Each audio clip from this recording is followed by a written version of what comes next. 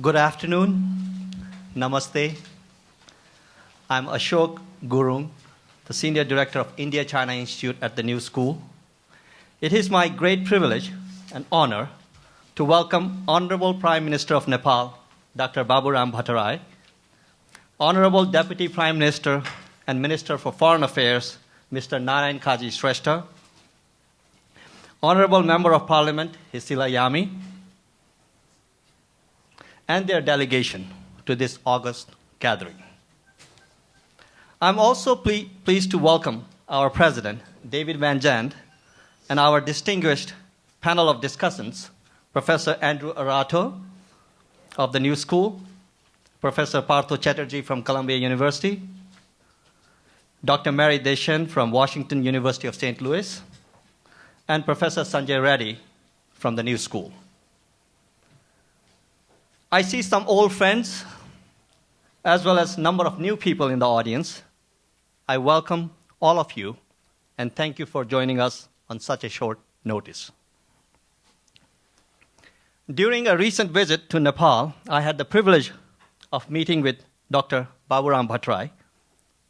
We talked about him visiting us at the New School, not only as a political leader, but also as a scholar. I'm grateful that he has taken time out from his busy schedule with the UN General Assembly sessions to be here with us today. In a few minutes, our President, David Van Zandt, will formally introduce Dr. Bhattarai. However, I want to congratulate Dr. Bhattarai for taking office as the fourth Prime Minister of Nepal since the first Constituent Assembly election in April of 2008. The fact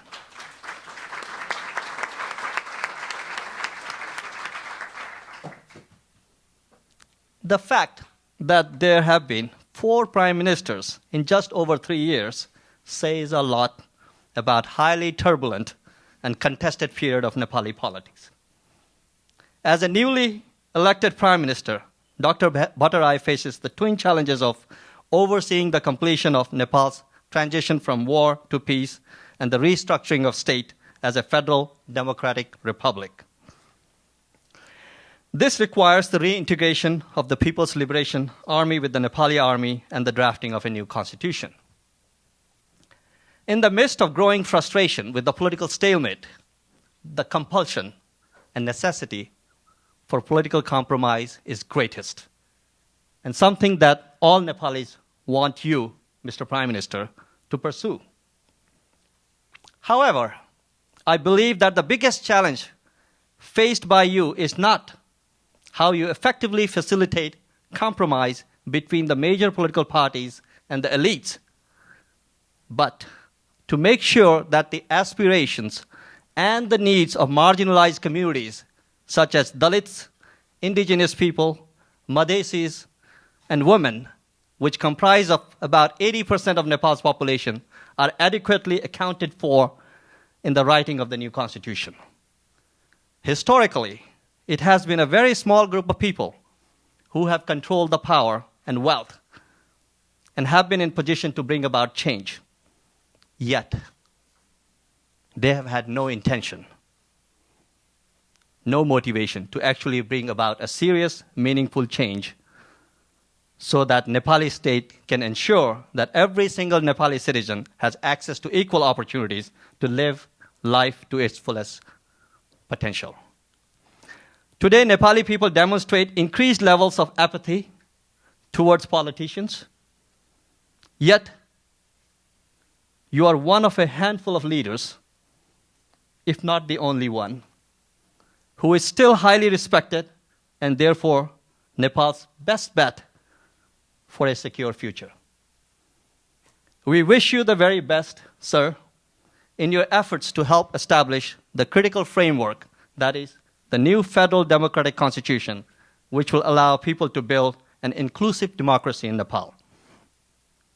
Before I request President Van Zandt to formally welcome and introduce Dr. Bhattarai, let me outline briefly the format of today's program.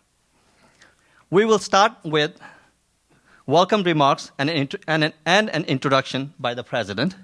While the Prime Minister comes to the podium and before he begins his remark, I'll request Kevin Bubrusky to kindly come, Kevin is sitting here, and present his wonderful new book, Maovadi, to the Prime Minister and the President of the new school, and to say some brief remarks about his book.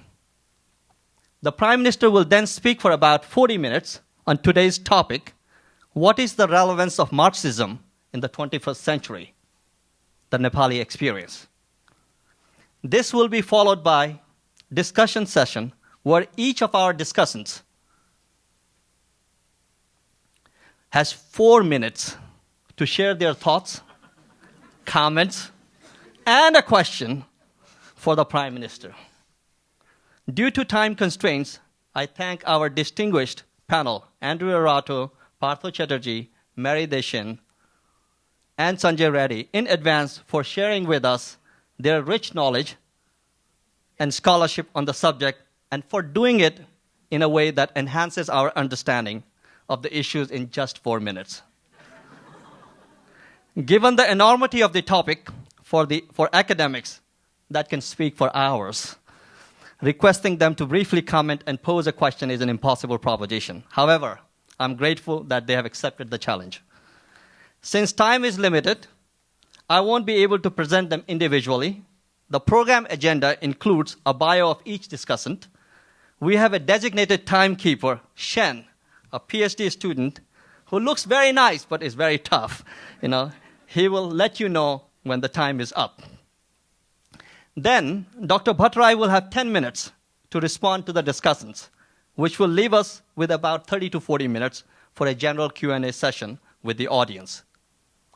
In order to manage with the limited time we have had and to get the maximum number of questions out, a question card has been given to every member of the audience for you to write down your question. We request that you restrict yourself to one question and include your name and affiliation on the card. The cards will be collected immediately after Dr. Bhattarai's talk. Professor Susan Hangen of Ramappa College, Professor Susan Hangen, can you raise your hand? And Professor Sarah Snyderman of Yale University, both of whom have deep knowledge of Nepal, have kindly agreed to quickly sort through the questions and then pose a set of 4 to 5 questions to Dr. Bhattarai. In addition, thanks to technology and my tech-savvy student team, I'm pleased to welcome all the people who will be participating in today's program via live streaming and encourage them to pose questions to the Prime Minister through the India-China Institute's Facebook and Twitter pages. Special thanks to Professor Kathy March, who I know is connected via internet, a scholar intimately involved in Nepal, who will be joining us along with 30 or so of her students and colleagues from Cornell University. Similarly, I understand people from other locations in the US, Nepal, and Europe will be participating in the event today. Carrie James, where are you? They're sitting outside, I think. Carrie James, Kaushal Shrestha, and Katie Faith, all students at the new school will monitor the connections and conversations on the computers, and my new colleague, Georgina Drew, where is Gina? Georgina Drew, ICI scholar and professor at the new school, will sort and select a set of questions to pose to Dr. Bhattarai. Many have helped to put together this event in this short span of time, and I wish to thank all of them for their support. I thank the ICI, India-China Institute team, in particular Ryan, Kashish, Katie, Karthik, Brenna, Kaushal, Grace, Sid, and others at the new school who really helped and worked very hard to organize this event. I would also like to thank all our co-sponsors, Adhikar, America-Nepal Friendship Society, Association of Nepali Tarayan in America, Graduate Program in International Affairs, Global Studies at the New School, NRN, National Coordination Council of USA, and the Gurung Society. Last, but by no means the least, a very special thank you to President Van Zandt for his enthusiastic support and for rearranging his demanding schedule to first welcome the President of Ecuador, in the morning, and now the Prime Minister of Nepal. David is the 8th president of the new school and has held his office for roughly 8 months now. During this short period, he has already managed to infuse a new energy into the entire university with his new ideas and leadership. I thank you, David, for your presence at this event and your confidence and belief in the vision of the India-China Institute. May I now request you to take the podium and introduce our guest of honor. Ladies and gentlemen, President David Wengen.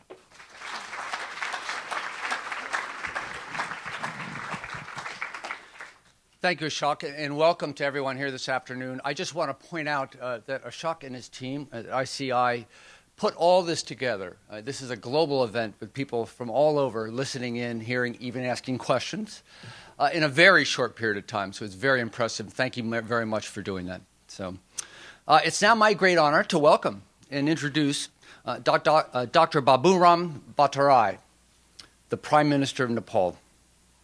I would also like to acknowledge and welcome members of the Prime Minister's delegation. Ashok introduced a minute ago, your Deputy Prime Minister and Foreign Minister and the Ambassador to Nepal, to the UN.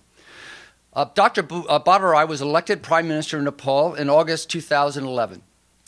We are fortunate to have the opportunity to welcome him so early in his tenure, coinciding with his participation in the UN General Assembly meeting.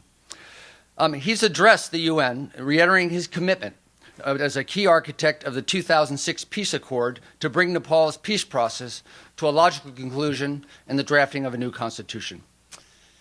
The doctor is the Maoist Party's vice chairman and is considered one of the principal strategists of the party. The Prime Minister is a prolific writer, authoring several books and essays on the role of Marxism in current global affairs and specifically within Nepal's modern socio-political context.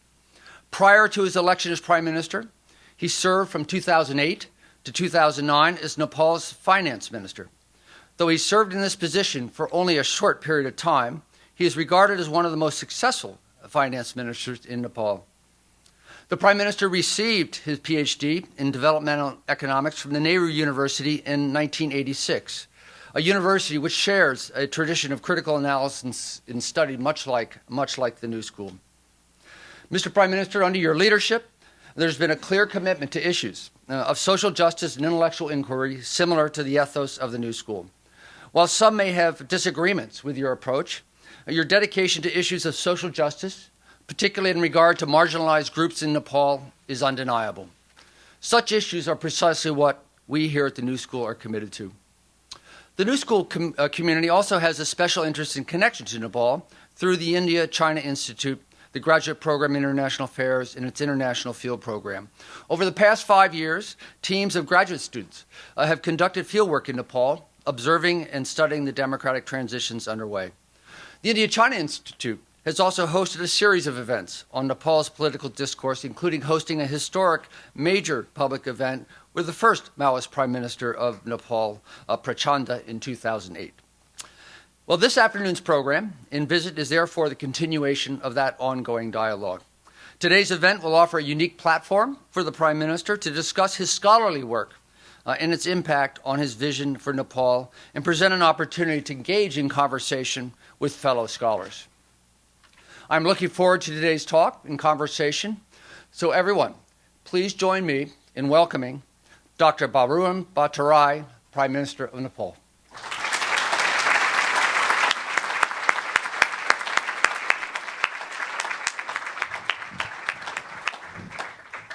Well, now I would like to invite Kevin to present his books to the Prime Minister and also to the President. Kevin, say a few words, please. Sure. I want to thank Ashok Gurung and the India-China Institute for bringing me and the book Maobadi to the New School today. I want to thank the Peace Corps, the American Peace Corps, for introducing me to Nepal in 1975. For 3 years, as a remote areas water system engineer and overseer, I learned firsthand about the basic human needs of the villagers with whom I lived in Nepal.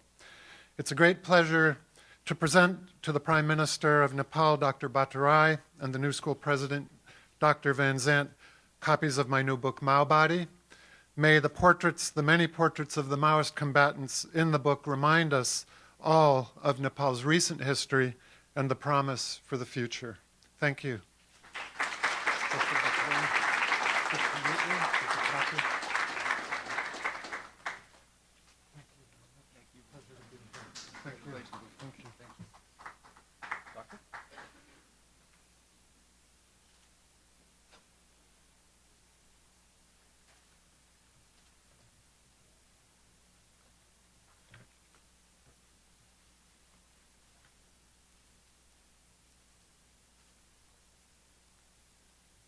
President of New School and friends.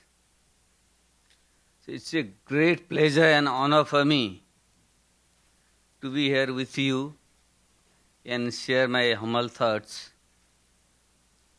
At the very outset, let me quote Lenin. He once said, "It is more pleasant and useful to go through the experience of revolution than to write about it." So for me, I am also having the same feeling. Though I am not writing about it, I am talking about it. And there is one more dilemma I am facing. I have to speak among such distinguished academics, and I have lost touch with academia for almost 20 years. I have been a revolutionary activist. I was underground for almost 10 years, more than 10 years, and now I have been overground only for last 5 years. And ironically, I become the Prime Minister of the country. So I have slight trepidation to stand before you. My presentation could be very mundane because now I am in the business of practicing theory. So when I have to present about and talk about the theory of Marxism, relevance of Marxism, so I just have to go back to my student days of last 20 years and then talk about it. I don't know how relevant that would be. But still, I think this is a very interesting topic. I am very happy to talk about Marxism in USA.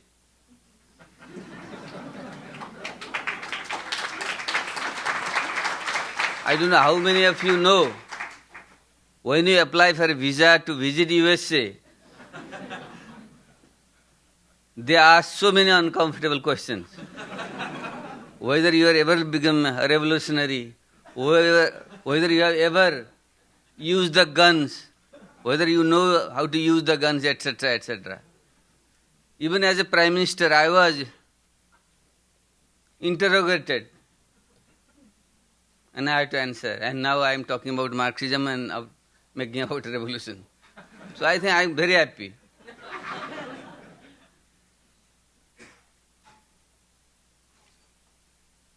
Friends, I think this topic you have given to me today, a relevance of Marxism in the 21st century and experiences of Nepal, I think I'll just talk in two parts. Firstly, I think I'd like to dwell upon the theoretical part of Marxism. What is Marxism, and I would say what is not Marxism, and whether it is at all relevant in the present day world. And the second part I'd like to discuss what we have thought of Marxism and how we have tried to apply it in Nepal. So you may disagree. I don't expect all of you to agree with me, because Marxism inculcates in us an attitude of criticality.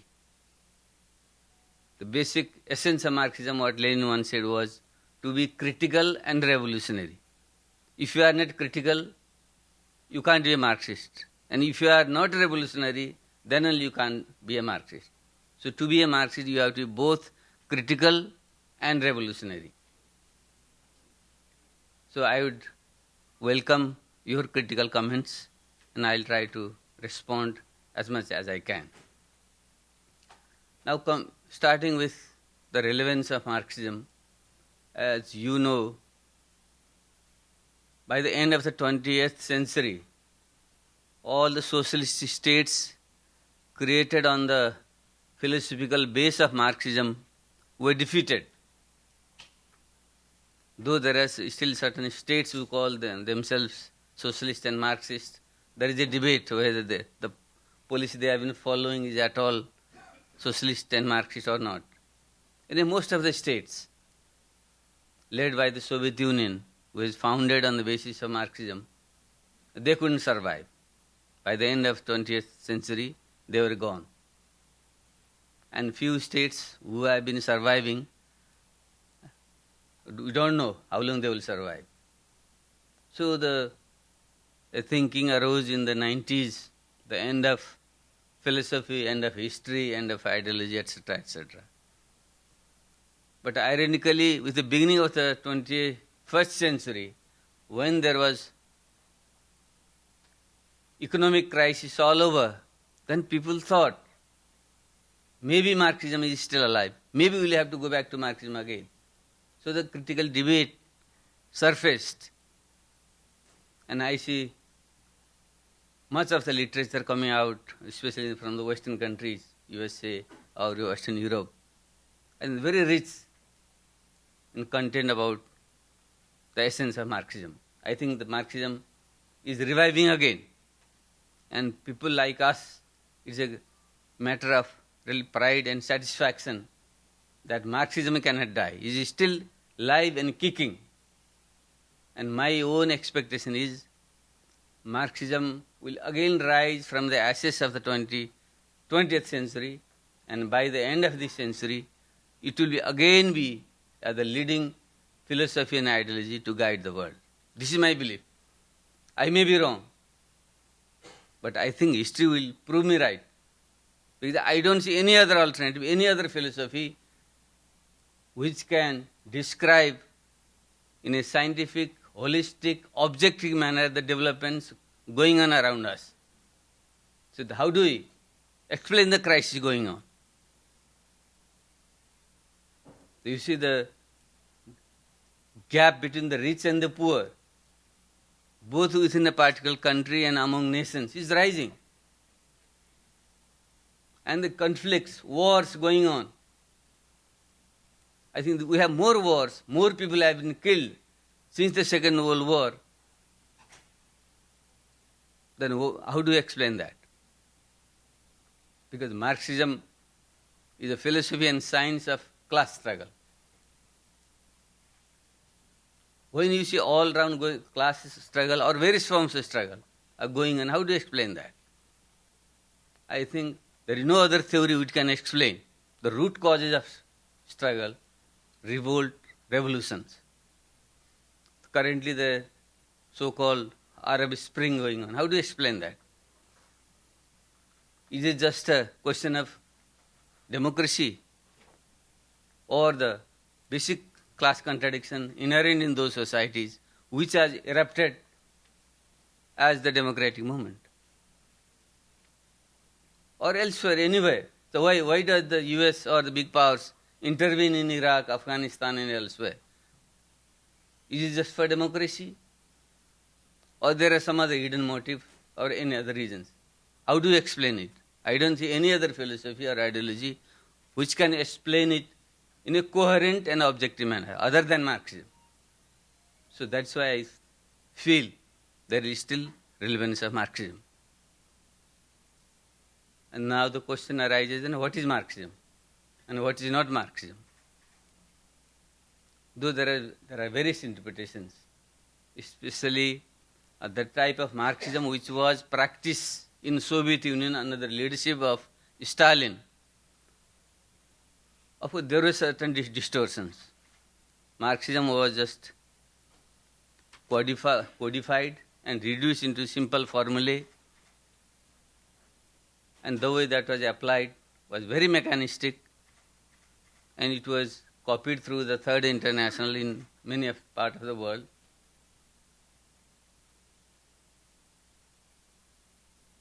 And against that variety of Marxism as codified by Stalin, various other streams arose. I think even during the time of Lenin, people like Gramsci, and during Stalin's time, people like Trotsky, or even Mao, though, who basically supported Stalin, he had his own brand of development of Marxism applied in China. And Marxism as applied in Cuba and elsewhere. They were also different. And Che Guevara, his Marxism was also much different from as applied in the Soviet Union. So that there are very strands of Marxism. So though I belong to a stream of Marxism as developed by Mao, that's why our party is called the Unified Communist Party of Nepal, Maoist. Basically, I subscribe to that very variant of Marxism as developed by Mao. But that doesn't mean we follow Maoism as a religion. Whatever Mao says is not religion for us. But what Mao said, I would like to quote from Mao. What Mao said was, Marxism also has its birth, its development, and its death. This may seem to be absurd, but since Marx said that all things which happen have their death, how can we say that this is not applicable to Marxism itself? To say that it won't die is metaphysics. Naturally, the death of Marxism means that something higher than Marxism will come to replace it. I fully agree with Mao. Because Marxism is a science. It itself developed in the 19th century to resolve the contradiction arising out of capitalism, which was developed in Western Europe. So the first Marxist project as applied was in the Paris Commune. The concept of Paris Commune was direct democracy of the masses, though it couldn't survive more than 70 days. But it created history. And almost for 40 years, there was no revolution. And in 1917, when there was revolution in Russia, Lenin creatively applied and developed Marxism. What Lenin did in Russia was different from what it was applied in the Paris Commune. And after Lenin's death, there was certainly distortion of application of Marxism under Stalin. This is my belief. Though Stalin did a lot of good things, but he distorted Marxism. The way he applied Marxism, it vulgarized, and it was Mao who applied it creatively in China and made revolution in China in 1949. But in China also, in course of time, the system could not go ahead. And so he tried to save the revolution in the name of the great proletarian culture revolution. That again the mass rebellion, mass democracy. Mao himself was in power, but he encouraged people to make revolution against himself, against the people in power. I think that was the spirit, revolutionary spirit. But the system, it couldn't be systematized, it couldn't be institutionalized. But after Mao's death, various attempts were made to make revolution in Peru, in Philippines, in Turkey, in India, lastly in Nepal. But there were various experiments. So what I mean to say is, there is no one straight line of development of Marxism. Because Marxism is a science, so it has to be applied creatively according to the changing context. You have to apply it. Only then you can make revolution. If you just try to copy it and impose on it, you can't succeed. So in Nepal, we try to be creative. We try to learn the basics of Marxism. follow the basic tenets of Marxism, but try to apply it very creatively. That's why within 10 years span, we could measure big stride.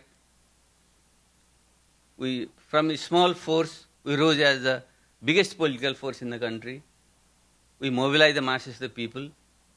But in a country like Nepal, which is not industrialized, the basic masses of people are the poor peasantry who live in the rural areas. We mobilize them.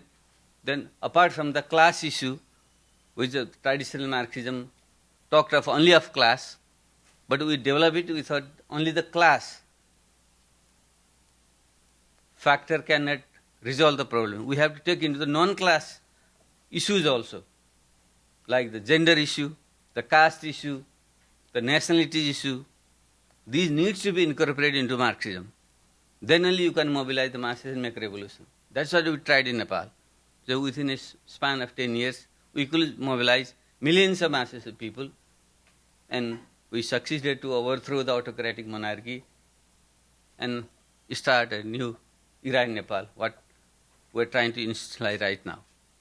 So this way, what I'm trying to say is, Marxism doesn't have a set format. It has basic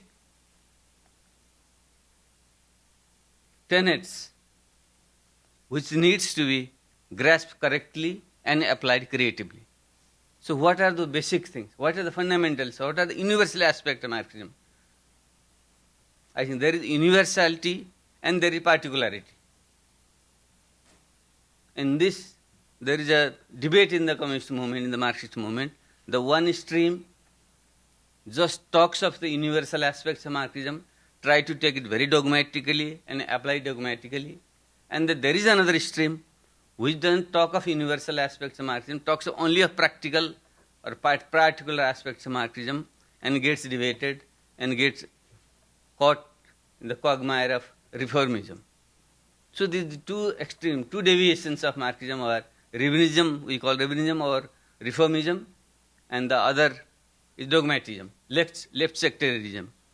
But the real Marxism is to grasp the basic essence of Marxism, universal aspects of Marxism, and apply it creatively to suit your concrete condition. So, both fighting against revisionism or reformism on the right side and left sectarianism and dogmatism on the left side, you can develop and apply Marxism and make revolution. That's what we have been doing.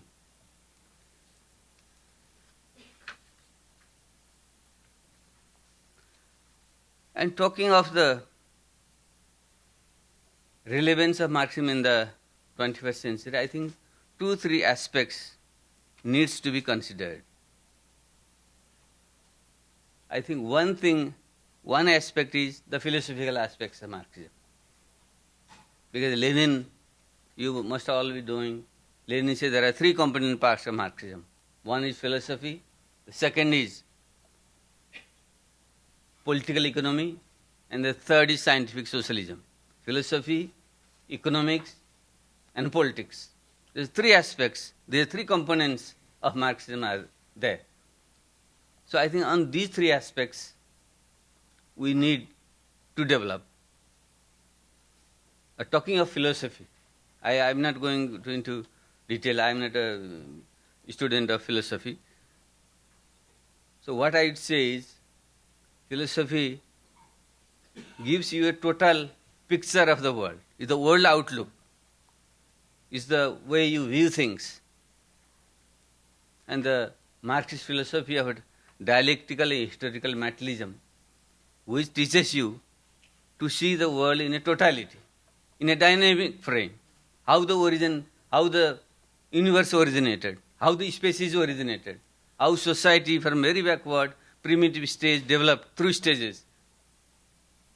Primitive tribal society to a slavery society, and then the feudal society, the capitalist society and socialist society. I think this gives a coherent picture.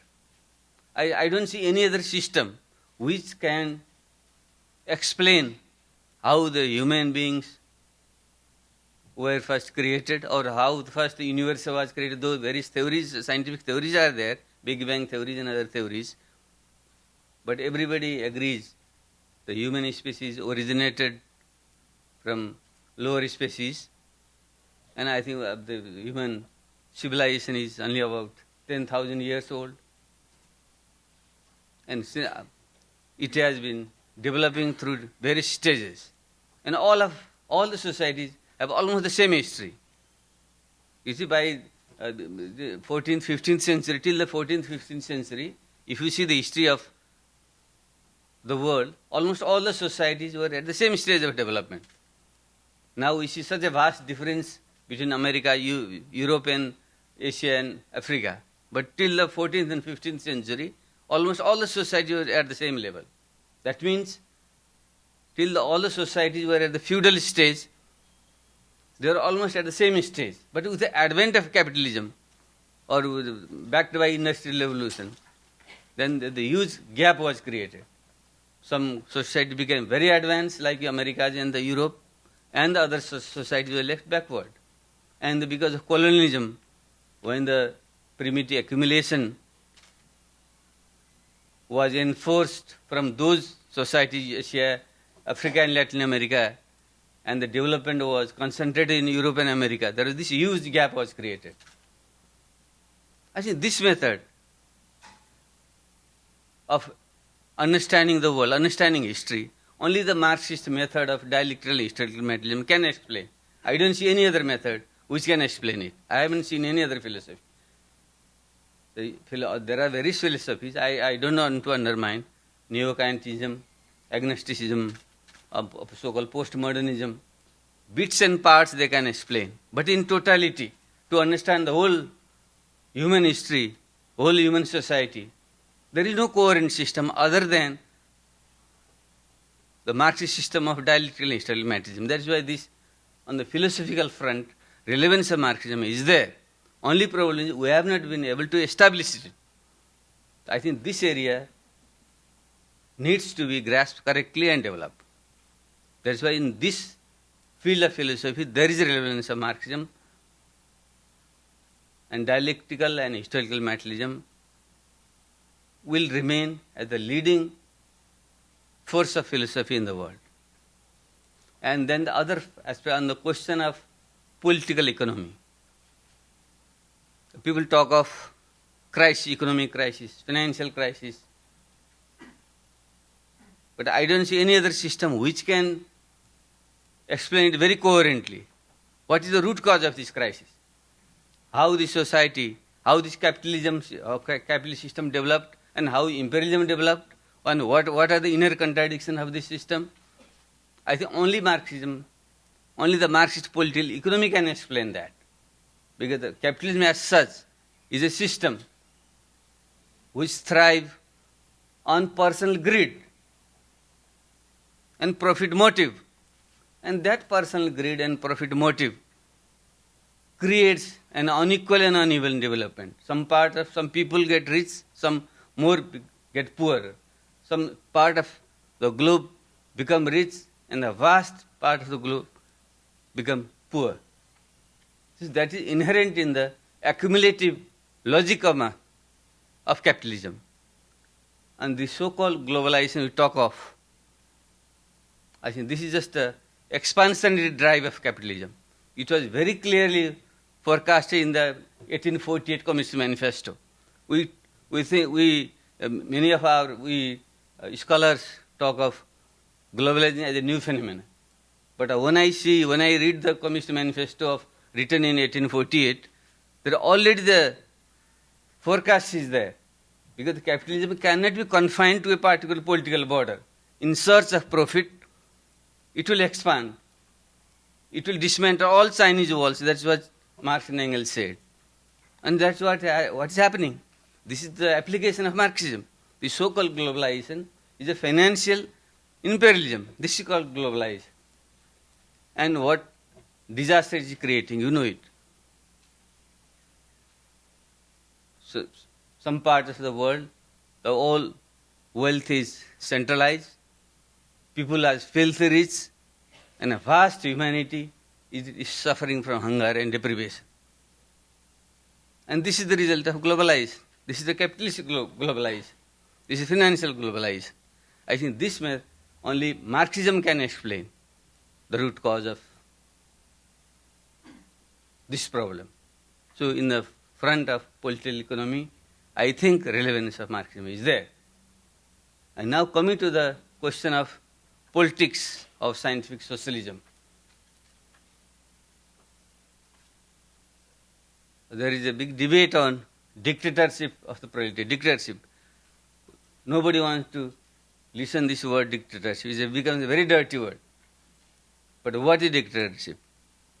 It is just the imposition of will of one class, one section of people on the other. Then what is politics? Politics is the same thing. Whether you call it dictatorship or democracy,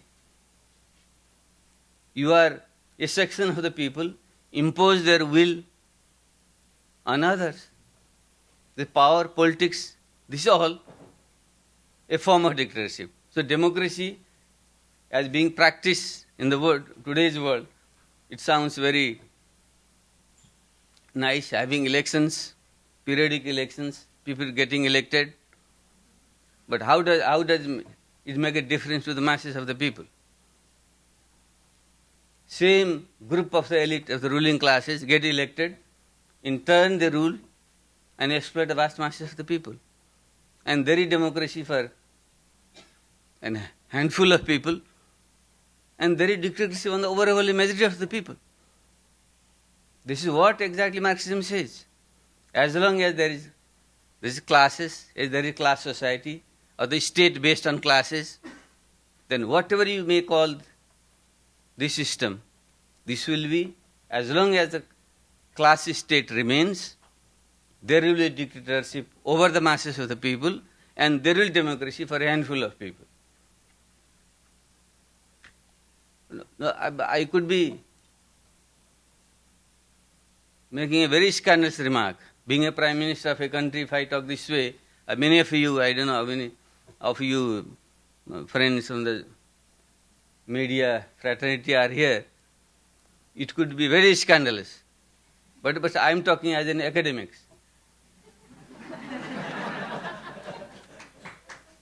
Though I have been elected as a prime minister, but I still feel the dictatorship and democracy questions needs to be, it has not been resolved. I like to call myself a Democrat. I am a Democrat. But in essence, what about the people, masses of the people? Have they got real fruits of democracy? But I have not been able to do it. I am talking of from the seat of a prime minister's chair. If I want to give real democracy to the masses of the people, poor peasantry, poor workers, I can't do it. So that's why what Marxism says is, as long as there is class society, state serves a particular class, it is an instrument of imposing dictatorship over the masses of the working people and providing formal democracy to a few people who rule society. So I think this is still applicable. And I see in the field of politics also, Marxism is very relevant, and this concept of dictatorship and democracy needs to be debated. But we have to be very critical of the system that was applied in the erstwhile socialist states. I am very critical about it. What democracy, in fact, the communists should have been the most democratic people. Just see the experience of Paris Commune. There the workers, the working class masses of the people directly elected their representatives. They could be recalled back any time. That's what the highest form of democracy practice. But after in Lenin's time also, during the Russian Soviet initially they tried to practice mass democracy, real democracy. But after his death, the type of system developed in the Soviet Union got degenerated. It became a very bureaucratic apparatus was created. And in the name of working class, in the name of the toiling masses of the people, few bureaucrats of the party and the state, they started ruling it, and that got degenerated. And I think that's got the proletarian democracy got distorted. And it gave a very bad name. Dictatorship gave a very bad name to the whole socialist project, and now we have become very defensive. So I am just, everywhere I have to go, I have to give my credentials. I have very hard to prove my credentials as a Democrat. If I don't, like we call mantras in the Hindu religion, every now and then, if I don't give my credentials as a Democrat, then I have to be very defensive. I will be attacked as being a autocrat, as a dictator. So why it happened was because it was very wrongly applied in the Soviet Union, and that was copied elsewhere. And our own understanding in Nepal is we should develop this concept of democracy. We should go back to the models of Paris Commune and the original Soviet as practiced by Lenin, and learn from some of the experiment of mass democracy try to be applied by Mao, and go beyond that. That's why our party made a resolution in 2001. We passed a resolution on development of democracy in the 21st century. There what we said was the people, real masses of the people, should have the right to supervise and to intervene in the state affairs. Then only you can have democracy. So that way, friends, in the field of philosophy, in the field of political economy, in the field of scientific socialism, relevance of Marxism is there, but the only thing is the distortion being carried out in the past needs to be corrected and developed further.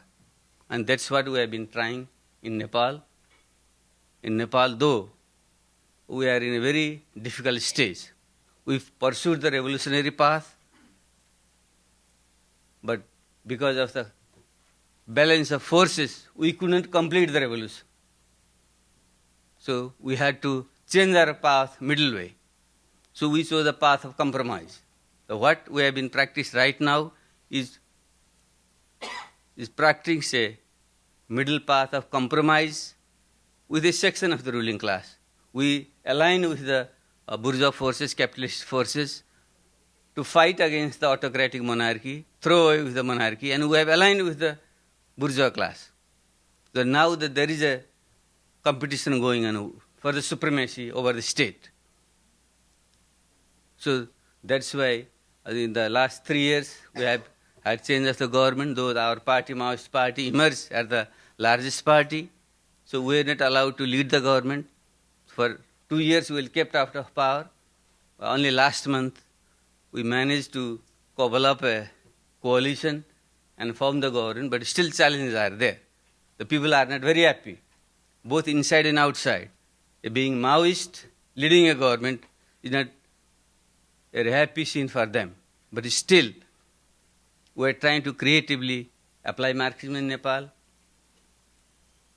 And I believe if we stick to the basic tenets of Marxism, universal truth of Marxism, and try to creatively apply in our concrete condition, and we will succeed. And I am very confident the type of crisis going on worldwide, created by so-called globalization, it will soon give rise to another wave of revolution. Nobody can stop that. Of course, revolution cannot be repeated. It won't repeat like the Soviet Revolution or the Chinese Revolution. But revolution will be there. The path of revolution, mode of revolution, we'll have to find ourselves. But I see by the end of this century, we'll have another wave of revolution, and mankind will be liberated, and all the issues of gender, caste, oppressed nationality, if they are addressed correctly, Marxism will be triumphant, as great Rosa Luxemburg said either socialism or barbarism. We have to choose it. And I am for socialism. We should choose socialism. Thank you.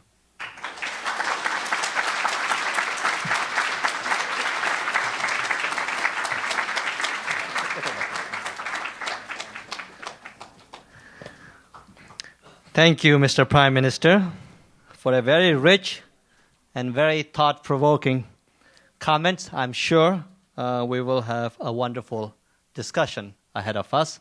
Now, I would like to invite the discussants to join at the podium, and in the meantime, my colleagues will collect the questions. Please give them the questions.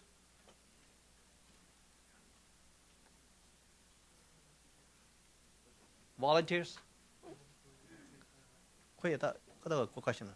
Can you collect the questions on the side?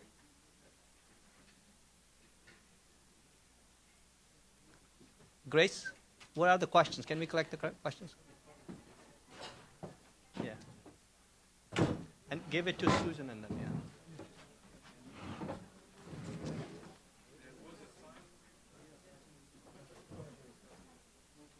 No, no. No, you have to go by this. Andrew goes to Partho, Mary, and then, that's okay. Just let the Partho, why did you come on over here? That's okay.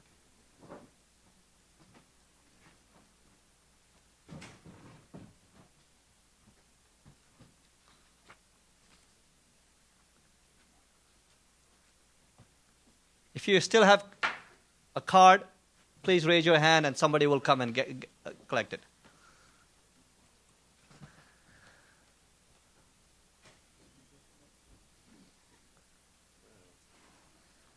Well, now I would like to invite Professor Andrew Arato to make his comments and hopefully at least one question. Thank you. We'll have to try to do it in 4 minutes. Welcome and congratulations. Just to tell you, I've found it quite disturbing the way that the previous Prime Minister was removed, and I think that it is only just that and it's only just and right that your party is now again, and you yourself have the responsibility as Prime Minister. The last time we did one of these things with Chairman Dahal Prachanda, then Prime Minister, exactly 3 years ago, someone in the audience asked him why the CPN Maoist has 4 dead white and 1 dead Chinese man on his banners and posters.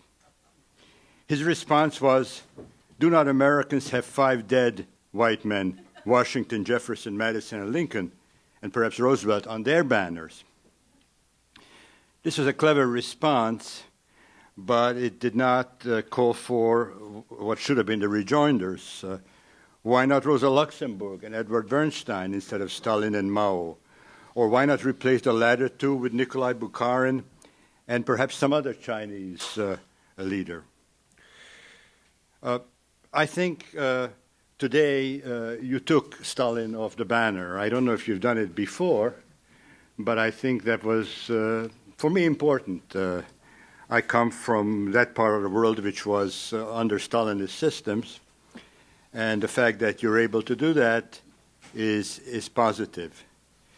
So the question, which Marxism, which was one of my first questions, I think you have to an important extent answered. But I have a second question, and that is whether any Marxism, even as you defined it today, is not misleading and problematic in relationship to the current political problems that you face, specifically the process of constitution making. Let me address this issue just very briefly myself, watching the time. You very well know that of the Marxist greats, only Marx in 1848 and Lenin in 1905 and 1917 dealt with problems of constitution making and constituent assemblies. And they argued that without requisite state power, constitutions cannot be made. This was right and important also in my view.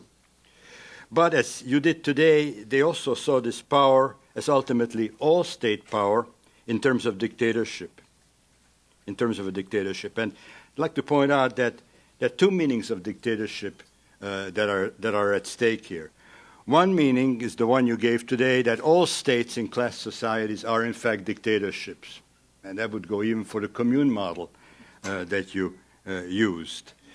But there's another meaning of dictatorship, and that meaning is specifically a form of government without separation of powers, without checks and balances, without fundamental rights, without judicial independence. We know this meaning too. I'm sure you're aware of that meaning.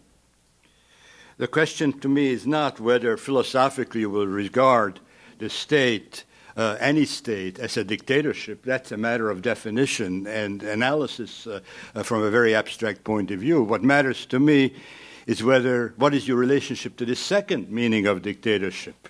In other words, a government without separation of powers, without checks and balances, without judicial independence, without fundamental rights, and so on. That, I think, is an important question given what you're facing now, because you have to make a constitution. Now, you didn't come to power, whatever you might say, by a revolution. You came to power after multi-party agreements, after making an interim constitution, a constitutionalist constitution, your current constitution, and then free elections. I think they were extremely free, these elections, in which your party got 30% of the raw vote and 38% of the seats. You did not become the majority party of Nepal. And 30% is a significant part of the electorate, but it is only something less than a third. The experience in most countries where leftist parties play such an important role in state formation as you are now is that it is during the first few elections that the highest vote is achieved. I think Chairman Prachanda and you feel somehow that successful governance will lead to much greater majorities in the future. I consider that to be basically, historically, in comparison to other places, an illusion. So what are you going to do? You're reaching the stage, the first stage, which you call a bourgeois republic, which after Lenin in 1905, you accept now.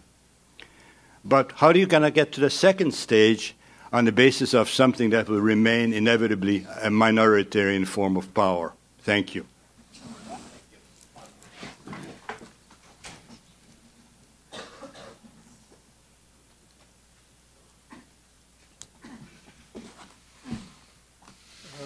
Thank you. Is it working?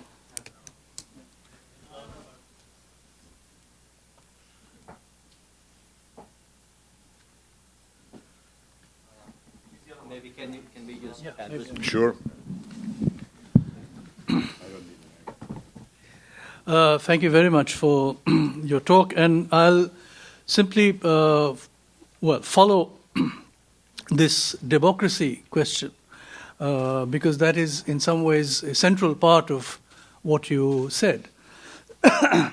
Let me say that actually I am in very broad sympathy with the fundamental critique that you make of modern democracy everywhere, because I too believe that in fact modern democracies today are everywhere oligarchies of property and expertise. Now, oligarchy of property is a class concept. Expertise is a little more difficult to define, but regardless, I think there is a very serious argument to be made that democracies, in fact, reproduce these class divisions. But I want to ask a more specific question in relation to Nepal today and your situation. We all know that your party and the broad popular movement that it represents is now in a position to play a very big role in defining the future of Nepal. Nobody can ignore the presence of your party and the force that you represent. But it has come to this position because of a very long armed struggle that it fought over the last several years. Without that armed struggle, it would not have reached this position. So my question is, let me ask this quite sharply. Do you believe that the present parliamentary system and whatever tentative constitutional forms there are actually a protection for the various freedoms and rights that the people have now gained?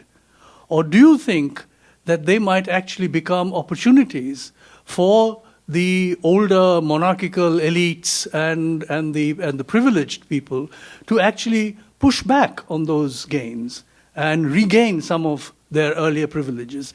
That, I think, is a question that interests a great deal of us, of those who watch Nepal today, and I would certainly like you to respond to that situation. The second is a question that, how much do I have left? 1 minute. Okay, good enough. Second is I'm following up on a remark that Ashok Gurung made in his introduction, which is the question, and you touched upon it, when you mentioned the question of non-class elements in Nepali society, the question of gender, the question of caste, the question of religious and linguistic minorities.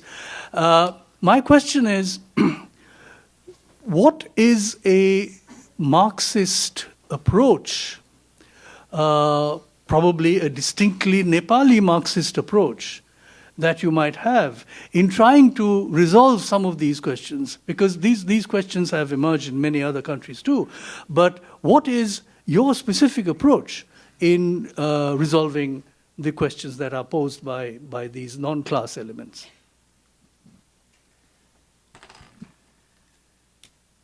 Thank you, Partho. Mary, Deshen, please. Thank you. I have at least 6 minutes of thoughts on this. I'll try and give you 4 of them. A few years ago, there was a certain kind of somber hopefulness, I think, in the world, where even conservatives were talking in favor of regulation and of control of global finance capital. And liberals were joining in and predicting, if not actually advocating, its demise.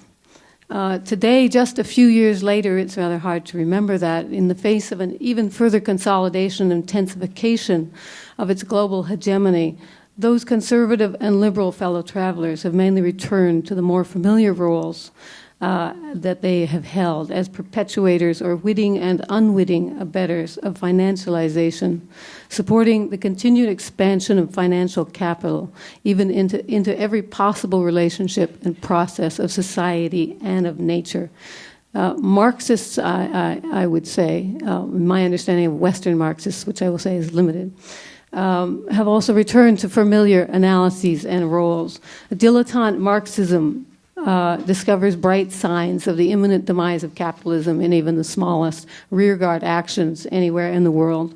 Neo-Marxisms, bereft of a positive program of action, have returned to preaching accommodation. And what I'll call here unqualified Marxism, and critics would call unreformed Marxism, continue to make analyses of capitalism that demand a practical action directed at its systematic transformation over the long run. And even that, I think, in the West, and I think as Dr. Bhattarai was also saying, remains largely a theoretical stance. So I want to say that you have before you today, as I think he's made evident, a rather rare kind of person. You have before you a practicing Marxist in these senses. Rare still in today's world. His party currently holds an electoral plurality and has sent him to serve as his country's head of government. In striking contrast, and follow me here on my version of the United States, here in the United States, the most effective practical application of a Marxist analysis to finance capital is being led by the likes of the Koch brothers. That's the K-O-C-H, Koch brothers, not C-O-K-E. And as the audience here will be well aware, this transformation is destroying even the industrial capitalism that it purports to promote, to say nothing of human communities and of the biosphere. The conversation that's being attempted here today thus takes place, I want to say, across not merely theoretical divides, but among people who are very differently positioned with respect to these worldwide struggles against the hegemony of global finance capital. Since an adequate critique must also be global in its scope, I take this as a very important effort, but my own experience is it's a very difficult effort. In the remainder of my comments, I want to say just one or two things, adding to Dr. Bhattarai's comments about Nepal's experience. When the West comes peddling its wares in Nepal, which it does constantly, in the form of development packages, in the form of good governance action plans, and even lately ready-made constitutions, the Marxist module is always left out. But not by chance. Nepal is self-sufficient and self-sustaining in this regard. In Nepal, it has been Marxist analyses that have proven capable of moving beyond description to explanation of persistent socioeconomic inequalities and of Nepal's position in the global economy.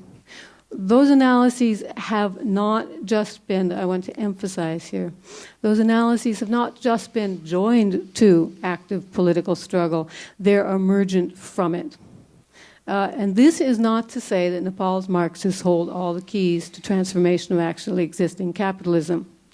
Far from it. But they are grappling with developing mechanisms for such transformations in a more practical mode than in most places in the world.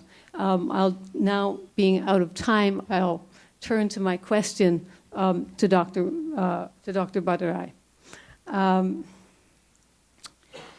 In Nepal, Dr. Bhattarai's party has talked about, when they came into the peace process, they were talking about real peace. They were talking about sustainable peace, but their term was really real peace, which they were saying would involve not merely things like army integration, but real sovereignty, which would include not just border security, but food sovereignty, and financial sovereignty, and real democracy, which Dr. Bhattarai himself was talking about here today. Form of a state and mechanisms in which the majority would have the power to supervise and intervene in the state. With Nepal, and I now come directly to my question, with Nepal now posed for almost inevitably for very rapid capitalist development of one type or another. I would ask you to talk about the kinds of conditions that your representatives in the Constituent Assembly are trying to set in the Constitution such that these things, this real sovereignty and real democracy, can be achieved to some extent. Particularly in state restructuring and forms of government debates. Thank you. Thank you, Mary. Now I would like to invite Professor Sanjay Reddy to make his remarks. Thank you very much, Ashok. Your Excellency, Mr. Prime Minister, Dr. Bhattarai, and perhaps you have many other titles. Of all of the titles I've mentioned, I feel the most appropriate here is the last, and indeed that is how my other colleagues, co-panelists, have been addressing you. I'm reminded of the story of the phalangist general who broke in the middle of a lecture by a left-wing professor of philosophy, I think at the University of Salamanca during the Spanish Civil War. And it was the general who was beaten back, since the professor insisted that the general had no privileges in that classroom, at least until the end of the lecture, at which point the professor was duly arrested. Happily, Dr. Bhattarai has generously spoken here as an academic by his own description. Perhaps a lapsed academic or a returning academic, but nevertheless as an academic, and not only as an activist and as a politician, which he, of course, also is, and a very distinguished one. The career of Marxism in the world is, of course, the foremost, perhaps, certainly one of the foremost examples of the effect of ideas in the world and of the effect of ideas on history. But of course, there's also another direction. The world also affects ideas, and history does or should affect the ideas which we hold to. Dr. Bhattarai spoke of Marxism as being scientific. And of course, at the very heart of the idea of being scientific is the idea of learning from evidence and from experience, and of shaping one's ideas in light of evidence and experience. How exactly should we learn from the experience of the 20th century with respect to those societies which, to use Professor or Dr. Bhattarai's very well-chosen words, traced their origins and their inspiration to Marx? That perhaps is a better description of those societies than as existing socialist societies or some of the other phrases which we sometimes use.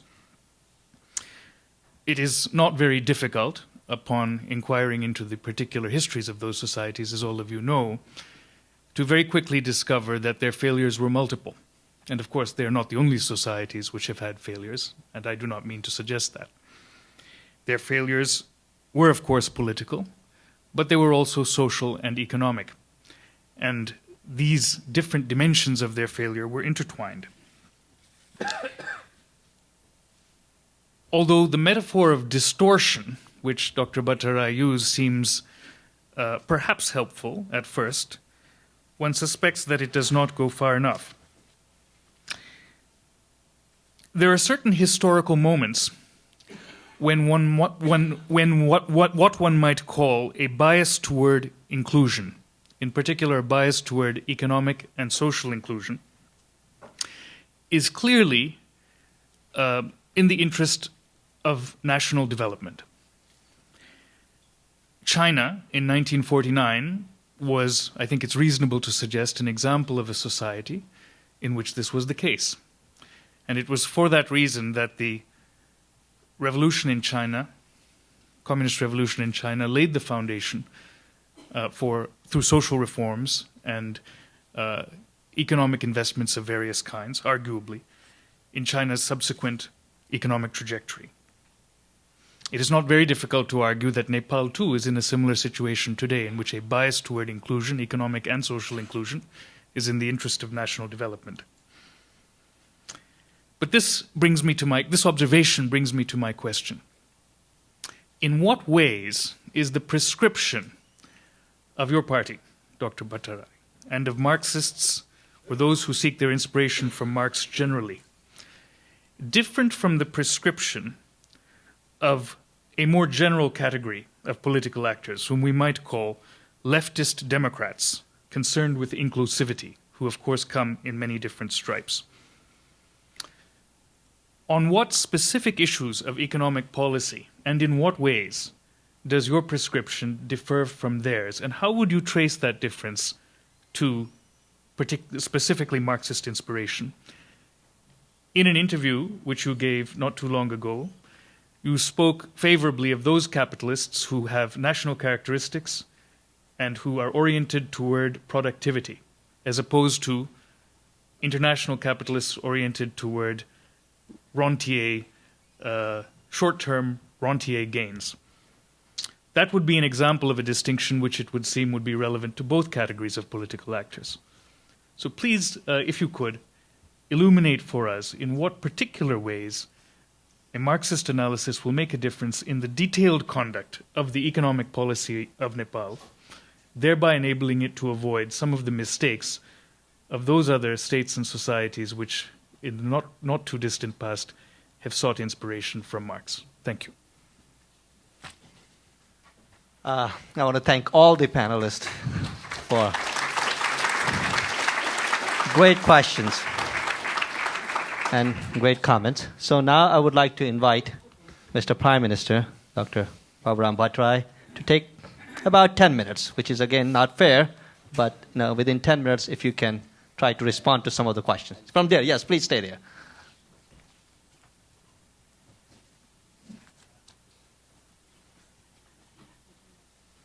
Thank you.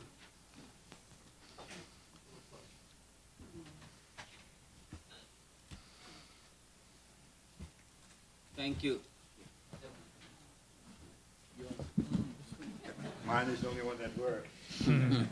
Yeah. Thank you, distinguished panelists.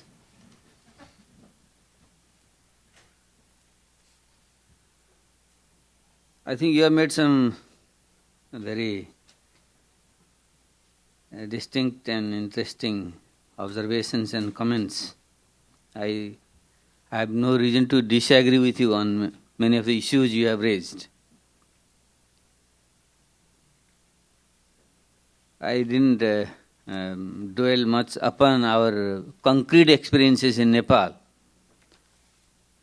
Maybe that's why I couldn't convey more about it and couldn't clarify myself. About the query of Mr. Andrew Arato, the question of making the new constitution, how Marxism will address. Because generally people ask, though the demand of Constitutional Assembly was raised by Marx and Engels, it was never realized in their lifetime. In Lenin's lifetime, he also raised this question, but the elected Constitutional Assembly was dissolved after the Soviet Revolution. And since then, no Constitutional Assembly election has taken place under the communist leadership. So I think we are the only communists in Nepal who put the political demand of Constitutional Assembly at the center of our movement and ultimately realized, and we emerged as the largest party in the Constitutional Assembly. Now, if it had been the direct election, then we have not only the largest but the majority party. We have a mixed electoral system in Nepal. 40% is the direct election, first past the post system. In that, out of 240 seats, we won 124. That is a simple absolute majority. But in the next 60% or 360 seats, it was the proportional representation, so we got only about largest, we emerged as the largest group, we didn't get the majority. I think nowhere else in the world, in the proportional system, you get a majority. So in that sense, in the Constitutional Assembly, we are the single largest force and we are trying to make the constitution through the Constitutional Assembly. How does it fit in with the Marxist project? But we think it fits in. Because here lies the basic credential of communists, whether they are Democrats or not. We believe in democracy. We believe in representative institutions. The only thing is, our critique with the bourgeois democracy is, it is a equal competition among the unequals. Given the inherent economic and social inequality, you talk of political equality. There is the contradiction. We have only reservation on that. That doesn't mean we are against electoral system or representative democracy. So in Nepal's case, though since it was a transitional period, old monarchical system was gone and new system was not institutionalized. So in the interim period, we could mobilize the masses of the people and win over their confidence, and the election was free and fair. So we are fully committed to the Constitutional Assembly and we are committed to making a democratic constitution through the Constitutional Assembly. But this constitution won't be a socialist constitution. So there is the difference. It will be a bourgeois democratic constitution. So because in Nepal we feel this stage of revolution is a bourgeois democratic revolutionary phase, not a socialist phase. So that's why we are committed to constitution making and we'll make the constitution. It fully fits in with the Marxist project.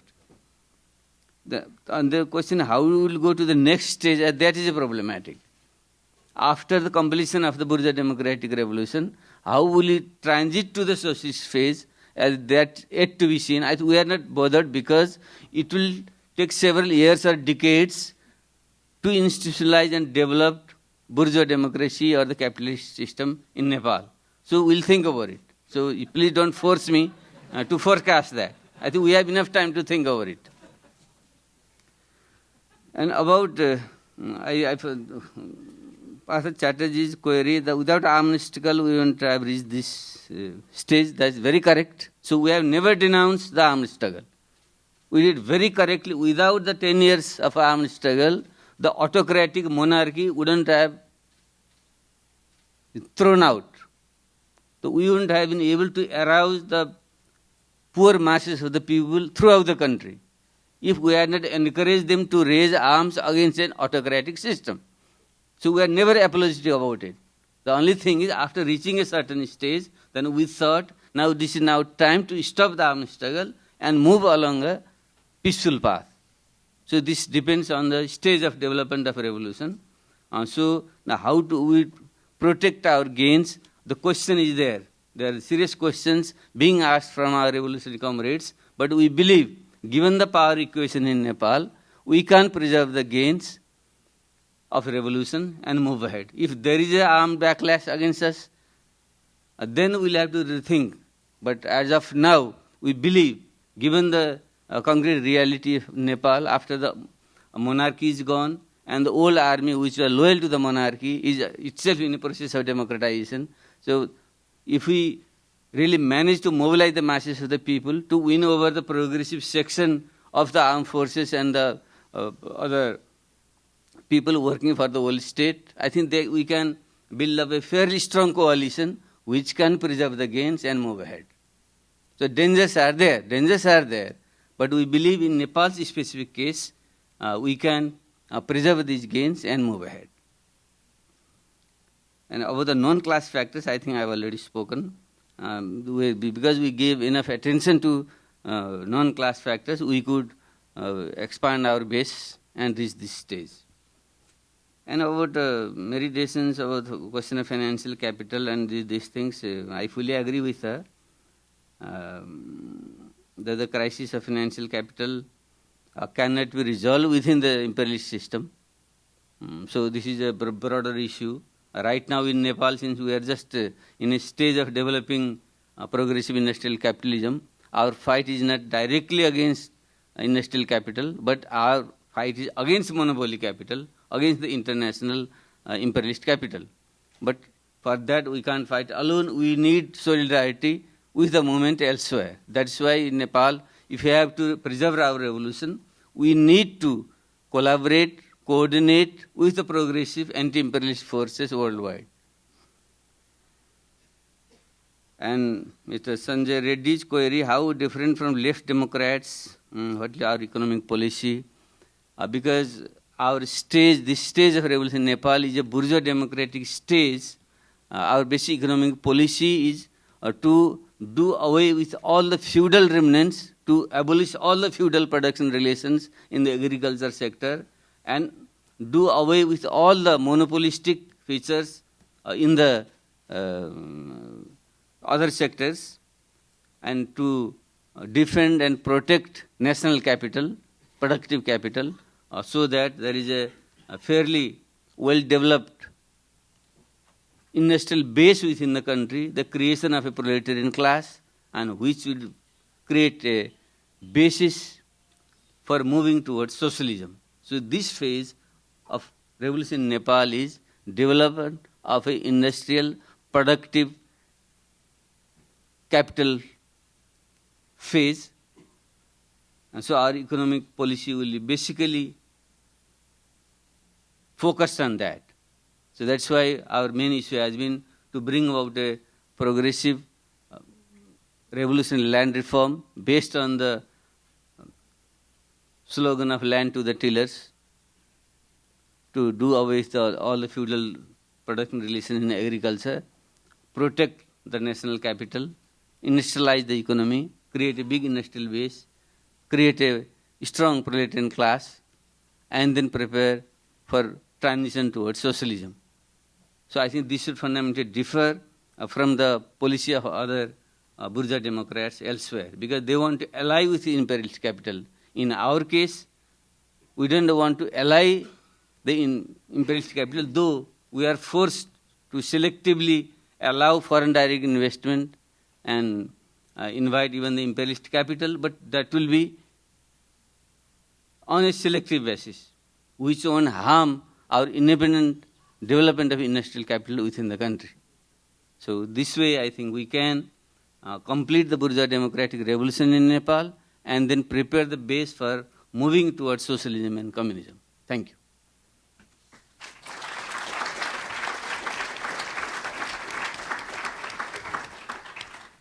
Thank you, Dr. Bhattarai. So now I think what I would like to do is I would like to request my colleague Gina Drew to ask the first set of questions from people who are, I don't know, have you received any questions, Gina, by the way?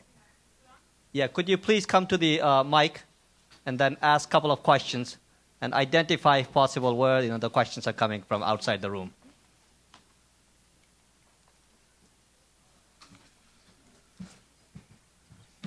Thank you, Dr. Bhattarai. In the interest of time, I'll keep it to 3 because we have a number of questions from the floor as well that are coming.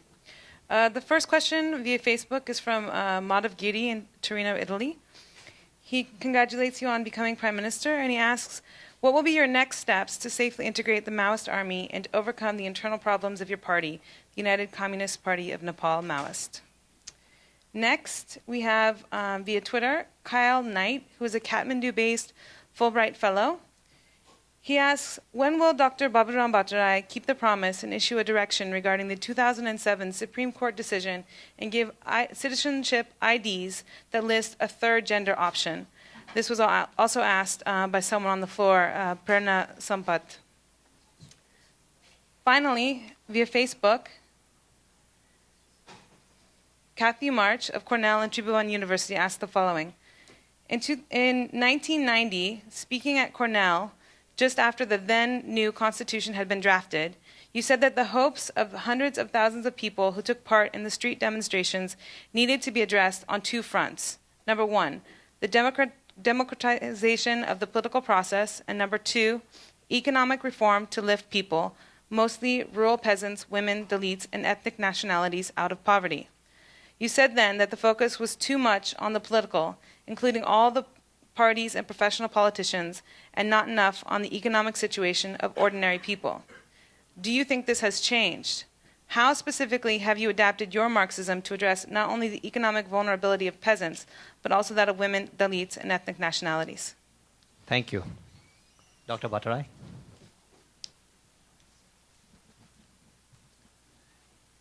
About this question of integration of the PLA, in the comprehensive peace agreement which signed in 2006, there is a clear provision of integration and rehabilitation of the PLA cadres within the security forces, and then democratization of the whole army.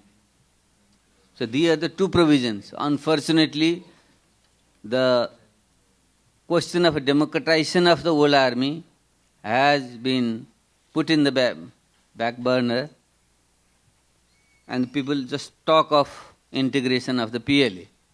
So still, we are trying to reach a consensus on the modality of integration. Those who want to leave the jobs in the security forces and go to political activity or lead a social life, they can voluntarily choose, and they will be given an economic package and go for rehabilitation. And those who want to join the security forces will remain, and they will be integrated appropriately. So this way, now we are in the stage of giving choices to them, regroup them, and then integrate. And the exact modality of integration, the exact numbers to be integrated, is yet to be worked out. I think soon we should be able to sort it out. And about the question of citizenship to the ID to third genders, we have in principle agreed will provide citizenship. Even our Supreme Court has given a ruling in that context. So the government is committed to implement that. The third gender will be treated on equal basis with other genders, and they will be given full citizenship rights and all the facilities. And about the question of economic issue, of course the democratization, all the question of political democracy and economic development, they are the two fundamental issues, though now we are more occupied with completion of the political process, completion of the peace process and making of the new constitutions. But ultimately, we will have to address the economic issues unless we bring out a radical reform in the socio-economic sphere to eradicate poverty, provide employment within the country and bring out a balanced development of different regions. We can't have a sustainable peace in the country. So our focus next would be on economic development. But right now, since there is political instability, we have to first complete this process, and our next focus would be definitely on economic development, and we are very clear on this issue. Thank you. Thank you. Thank you again, Kathy and Madhav from Italy, and the friend from Kathmandu posing the questions. Now I would like to invite Professor Sarah Snyderman to pose maybe 4 to 5 questions. We'll try to move through the process as quickly as we can. Thank you very much, Dr. Bhattarai.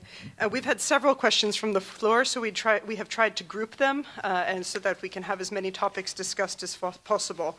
First, following on to the last answer you gave, how has Nepal's caste system influenced your practical application of Marxism in Nepal?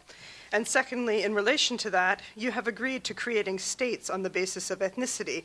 How will this affect your explanation and application of Marxism? A further question, how do you see the role of the Chinese government in the region?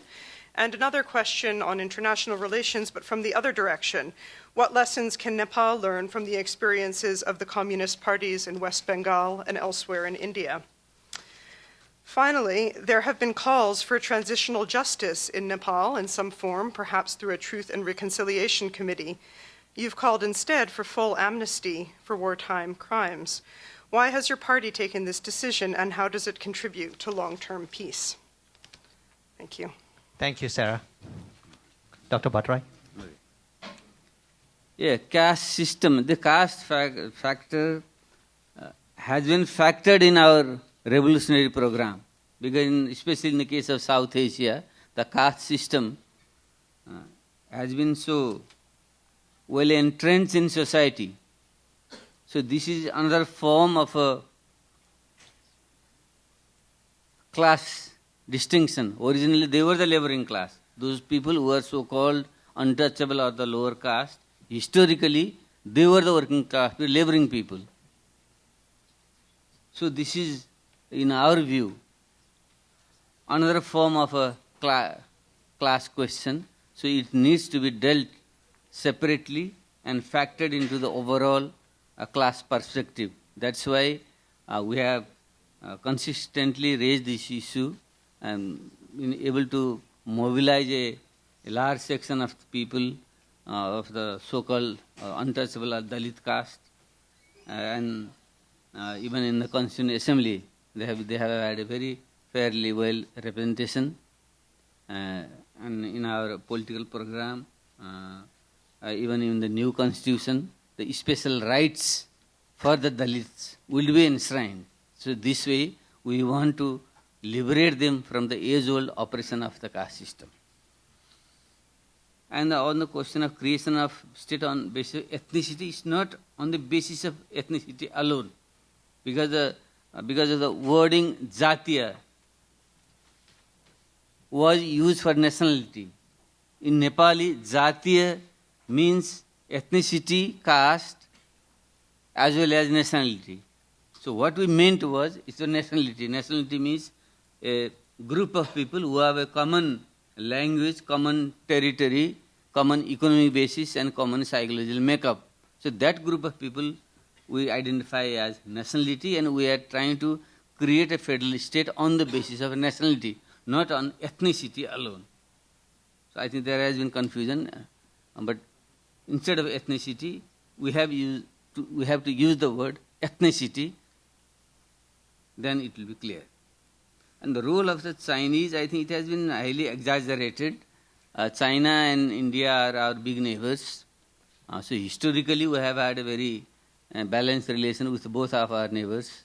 And in recent decades, both our neighbors are developing in a very fast pace. The China has already become the second largest economy and rapidly heading towards becoming a superpower by the end of the century. So naturally, China would have its interest on this side of the Himalayas, and India historically has been a big regional power, and it also would have its say on this part of the Himalayas. So there is a contention between these two powers, but our policy has been to maintain a strict neutrality, have a balanced relation with the both. So this big hype about increasing Chinese influence in Nepal is not correct. So our party or our government, in fact on this issue, all the parties in Nepal have a common understanding. We are bound to have a balanced relation with both of our neighbors. We can't tilt on any side. And on the question of West Bengal experience, I think it was slightly different. West Bengal communists operated within the given parliamentary framework. So there was a limitation beyond which they couldn't go. So after after being in the government for last 35 years, they were voted out. So since they were operating within the parliamentary system, that is bound to happen. But in our case, it is different. We are not operating within the parliamentary system. We revolted against the old system, and now we are trying to institutionalize a new system through the Constituent Assembly, which is not a parliamentary system. So there is a basic difference.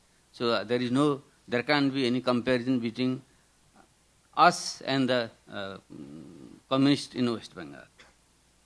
And the question of transitional justice, we are very conscious that we are about to form two commissions, Truth and Reconciliation Commission and the Commission to look after the cases of the disappeared ones. After that, we'll administer justice accordingly. So we have no policy to give amnesty, blank amnesty to everybody. There has been misreporting in the press, there has been confusion.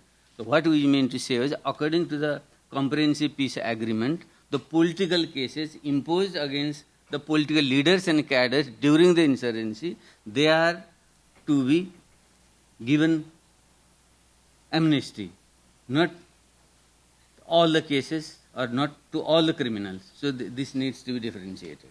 So we have no policy of giving amnesty to the criminals or criminal cases. Only the political cases imposed against the political leaders will be withdrawn, not all the cases. Thank you.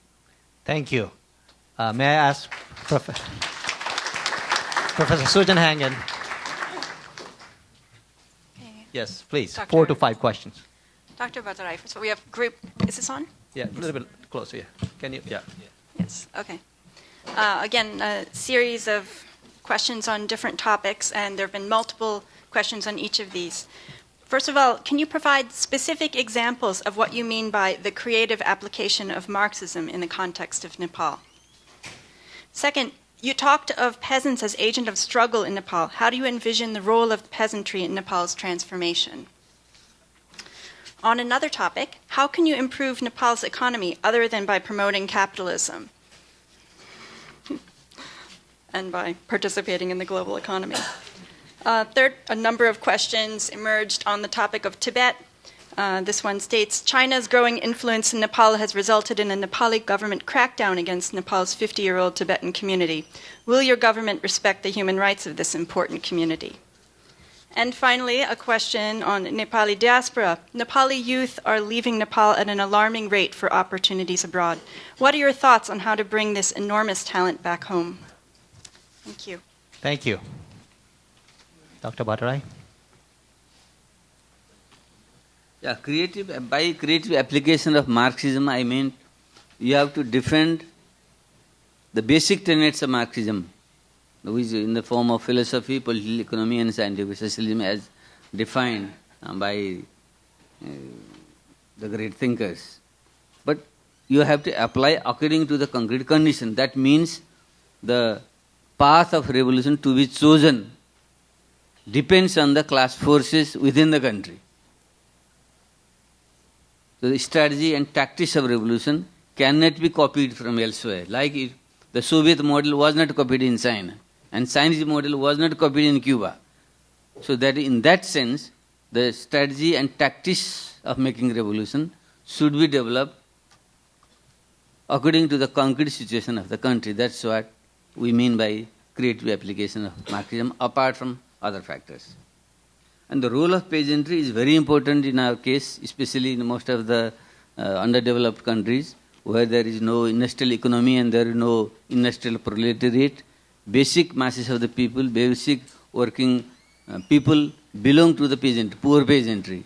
So they have to do the role of the proletariat of the Western European and Americas. So the peasantry, we take it as the most revolutionary class, try to organize them, and they have played a very important role in our revolutions. You can see any example in China, Vietnam or elsewhere. So in case of Nepal also, the peasantry plays a very revolutionary role. And because there is no big industrial proletariat, the peasantry has to take that place. So we have analyzed it this way and it has proven correct. How to improve the economy without following the capitalist path? But we think that though there has been a debate in the international Marxist community, whether during the Soviet era, whether it was really possible to jump over the capitalist phase and go straight into socialism. But personally, I was never comfortable with that formulation because according to historical materialism, according to historical experiences, you have to go over to socialism. So you have to have an industrial base. Without the industrial proletariat or industrial capitalism, you can't have a basis for socialism. So you can't just skip over the capitalist phase. Only thing is, we can't follow the traditional path followed by Europe or America. So our capitalism will be more national, productive capitalism oriented towards socialism. So that will be the basic difference. Otherwise, we can't fully skip over the capitalist phase. So this could be debated, but our firm belief is we have to first develop capitalism and then go towards socialism. On the question of Tibetan issue and crackdown on refugees, that is not true. As in, there is some misreporting and misconception. Our government changing that policy of Tibetan refugees coming to Nepal, not being allowed to remain as refugees and they being forcibly handed over to China. That is not true. If they are genuine refugees, then they will be given the refugee status and will be handed over to the UN agencies. But if there are some people who are not really refugees and want to go back to China, they can choose and they can go back to China. But we have no policy to forcibly send the refugees to China, and we haven't done. Let there be no confusion on it. And about drawing our talents back home, this has been the most pressing issue. And for me personally, it hurts me a lot. A poor country like us to develop, we need human capital. Human capital is the most precious material for development. If we have our young people, educated people leaving the country and going away and settling elsewhere, this is a huge drag on our development. So the government is fully committed to providing opportunities for our young talents to remain in the country or go back to the country and contribute for the development. So for this I am fully committed and I will do my best to create such a conducive atmosphere. Thank you. Thank you. Thank you. I think we have received many more questions, and we will make sure they get typed and they will be posted on the website, and we will make sure Prime Minister's office will get those questions so he knows, what people in the audience wanted to ask. But since one person, I have been told, in Afghanistan stayed up to watch this thing and has a question, so we want to give that person a chance to ask the Prime Minister a question. Yes, from this question Afghanistan. is from Subal Bhandari in Kabul, Afghanistan. He's a journalist. The question is, without revolutionary theory, there is no revolutionary movement. Today we lack a revolutionary political economy that not only interprets the world but also explains how to change it, how to construct a different world. How do you suggest we do that? Is Marxism just a scholarly discipline or a revolutionary tool in the 21st century? Thank you. Dr. Bhattarai. I thank the gentleman from Kabul. I think he has answered himself. So what I said is, we need a revolutionary theory for a revolutionary practice. So there is a dialectical interrelation between theory and practice. So we are fully committed.